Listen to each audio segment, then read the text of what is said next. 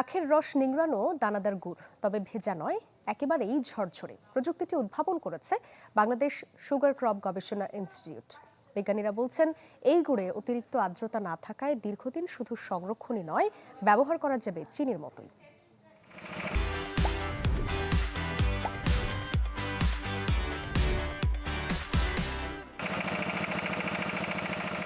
আখ নিংড়িয়ে বের করা হচ্ছে সুস্বাদু মিষ্টি রস।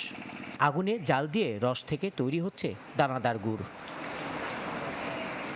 আখের দানাদার গুড় তৈরির এই দৃশ্য ঈশ্বরদীর বাংলাদেশ সুগার ক্রপস গবেষণা ইনস্টিটিউটের। বিজ্ঞানীরা বলছেন, দেশের গুড়ের চাহিদা মেটাতে নন মিল জোন এলাকায় আখের গুড় উৎপাদন বাড়ানোর চেষ্টা করছেন তারা। তৈরি করছেন উদ্যোক্তা। যে আমাদের নন মিল জোনে আখের আবাদটা কমে যাচ্ছে, আর মিল জোনে আপনার আখের আবাদটা বাড়তেছে দিন দিন। তো সেই জন্য আমাদের যে ঘাটতি, চিনি বা গুড়ের যে ঘাটতি, এই ঘাটতিটা আমরা গুড় দিয়ে মেটাতে চাই। চিনি দরকার, তার পাশাপাশি আমরা যদি গুড়কে মানে কৃষকের মাঝে বা আমাদের যে সাধারণ জনগণ আছে যারা গুড় খায়, এদের মাঝে যদি আমরা ছড়িয়ে দিতে পারি, তাহলে এই লক্ষ্যমাত্রা মোটামুটি পূরণ করা সম্ভব। এছাড়াও এই গুড় সংরক্ষণও করা যায় অনেক দিন।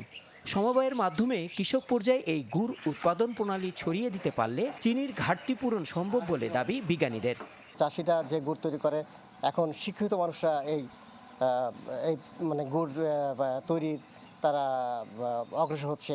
এরকম আমাদের প্রায় সারা বাংলাদেশে প্রায় ৬-৭ জন উদ্যোক্তা আমরা এই পর্যন্ত তাদের প্রশিক্ষণ দিয়েছি, এবং তারা নিজেরাই গুড় তৈরি করে, এই দানাদার গুড় তৈরি করে তারা প্যাকেটজাত করে তারা অনলাইন বিজনেস করছে। কারো কেমিক্যাল অথবা হাইড্রোজ কিংবা অন্য কোনো অপদ্রব্য মিশ্রিত নাই এতে, সুতরাং এটা নির্দ্বিধায় মানুষ এবং সব বয়সের মানুষ এটা খেতে পারে। দেশে দানাদার গুড়ের উৎপাদন শুরু হয় ২০০৮ সালে। মোট উৎপাদিত গুড়ের মধ্যে যার পরিমাণ প্রায় ৪০ ভাগ। Desk report, channel 24।